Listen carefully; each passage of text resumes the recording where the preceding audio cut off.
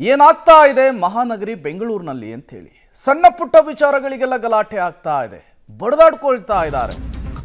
ನಡು ರಸ್ತೆಯಲ್ಲಿಯೇ ರೌಡಿಯಂತೆ ವರ್ತಿಸಿದ auto ಡ್ರೈವರ್ನನ್ನ arrest ಮಾಡುವಂತಹ ಕೆಲಸ ಆಗಿದೆ.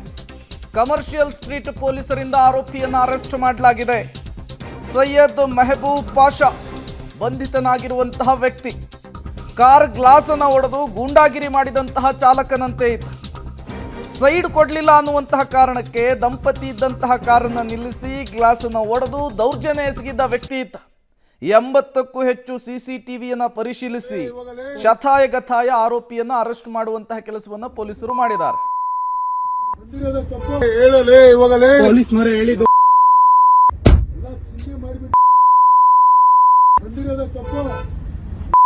ಅಲ್ಲ ಗುರು, ಅವರೇ ಹೇಳಿದ್ದು.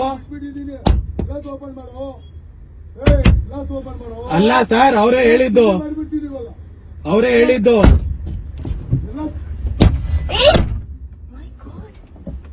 Can you please record a video? Yeah, I'm recording. Oh my God. Police ಮರೆ ಹೇಳಿದ್ದು.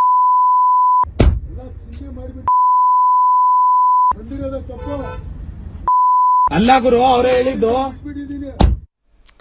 ಮತ್ತಷ್ಟು ಡೀಟೇಲ್ಸ್ ಅನ್ನು ಕೊಡ್ತಾರೆ ನಾಗೇಶ್, ನೇರ ಸಂಪರ್ಕದಲ್ಲಿ ಜಾಯಿನ್ ಆಗಿದ್ದಾರೆ. ನಾಗೇಶ್, ಈಗ ಅರೆಸ್ಟ್ ಆಗಿರುವಂತಹ ಈ ಚಾಲಕ, ಆತನ ಹಿನ್ನೆಲೆ, ಈ ಪ್ರಕರಣದ ವಿವರಣೆ ಎಕ್ಸ್ಪ್ಲೇನ್ ಮಾಡಬಹುದಾ ಅಂತ ಹೇಳಿ. ಪ್ರೇಮ್, ಬೆಂಗಳೂರಿನಲ್ಲಿ ಇತ್ತೀಚೆಗೆ ರೋಡ್ ರೇಜ್ ಪ್ರಕರಣಗಳು ದಿನೇ ದಿನೇ ಹೆಚ್ಚಾಗ್ತಿರುವಂಥದ್ದು. ಕ್ಷುಲ್ಲಕ ಕಾರಣಕ್ಕೆ ರೋಡ್ನಲ್ಲೇ ಬಡದಾಡಿಕೊಳ್ಳುವಂಥ ಘಟನೆಗಳು ದಿನೇ ದಿನೇ ಹೆಚ್ಚಾಗ್ತಿರುವಂಥದ್ದು. ಎಷ್ಟೇ ಪೊಲೀಸರು ಕ್ರಮ ಕೈಗೊಂಡರೂ ಕೂಡ ಕ್ಷುಲ್ಲಕ ವಿಚಾರಕ್ಕೆ ಈ ಬಡಿದಾಟ ಮಾಡಿಕೊಂಡಿರುವಂಥ ಘಟನೆಗಳು ದಿನೇ ದಿನೇ ಹೆಚ್ಚಾಗ್ತಿರುವಂಥದ್ದು. ಅದೇ ರೀತಿ ಬೆಂಗಳೂರಿನ ಕಮರ್ಷಿಯಲ್ ಸ್ಟ್ರೀಟ್ ಪೊಲೀಸ್ ಠಾಣಾ ವ್ಯಾಪ್ತಿಯಲ್ಲಿ ಕಳೆದ 2 ದಿನಗಳ ಹಿಂದೆ ರೋಡ್ನಲ್ಲಿ ಜಾಗ ಬಿಡಲಿಲ್ಲ ಅನ್ನುವಂಥ ಕಾರಣಕ್ಕಾಗಿ ಆಟೋ ಡ್ರೈವರ್ ಒಬ್ಬ ಏಕಾಏಕಿ ದಂಪತಿಗಳು ಹೋಗ್ತಿದ್ದಂಥ ಕಾರನ್ನು ಅಡ್ಡಗಟ್ಟಿ ಅವರ ಕಾರನ್ನು ಗ್ಲಾಸನ್ನು ಹೊಡೆದು ಒಂದು ರೀತಿ ರೌಡಿಯಂತೆ ವರ್ತನೆ ಮಾಡಿದ್ದಂತಹ ವ್ಯಕ್ತಿಯ ವಿರುದ್ಧ ಆ ದಂಪತಿ ಕಮರ್ಷಿಯಲ್ ಸ್ಟ್ರೀಟ್ ಪೊಲೀಸ್ ಠಾಣೆಯಲ್ಲಿ ಒಂದು ದೂರನ್ನು ದಾಖಲಿಸಿದರು.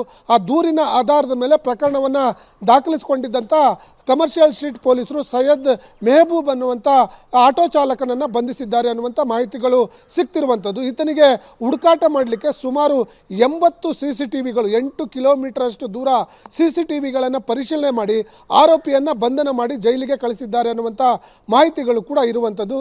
ಈ ವ್ಯಕ್ತಿ ಯಾವಾಗ ಗಲಾಟೆ ಮಾಡ್ತಾನೋ, ಗಲಾಟೆ ಮಾಡಿದ ಕೂಡಲೇ ಅವರು ಪೊಲೀಸ್ ಕಂಪ್ಲೇಂಟ್ ಕೊಡಲಿಕ್ಕೆ ಮುಂದಾಗ್ತಿದ್ದಾರೆ ದಂಪತಿ ಅಂತೇಳಿ ತಿಳಿದು ಅಲ್ಲಿಂದ ಎಸ್ಕೇಪ್ ಆಗಿದ್ದ. ಆ ಕಾರಣಕ್ಕಾಗಿ ಪೊಲೀಸರು ಪ್ರಕರಣವನ್ನು ದಾಖಲಿಸಿಕೊಂಡು ಸೈಯದ್ ಮೆಹಬೂಬನ್ನು ಬಂಧನ ಮಾಡಿ ಈಗ ಜೈಲಿಗೆ ಕಳಿಸಿದ್ದಾರೆ ಅನ್ನುವಂಥ ಮಾಹಿತಿಗಳು ಲಭ್ಯವಾಗ್ತಿರುವಂಥದ್ದು. Prem, okay, thank you Nagesh ತಮ್ಮೆಲ್ಲ ಮಾಹಿತಿಗಾಗಿ.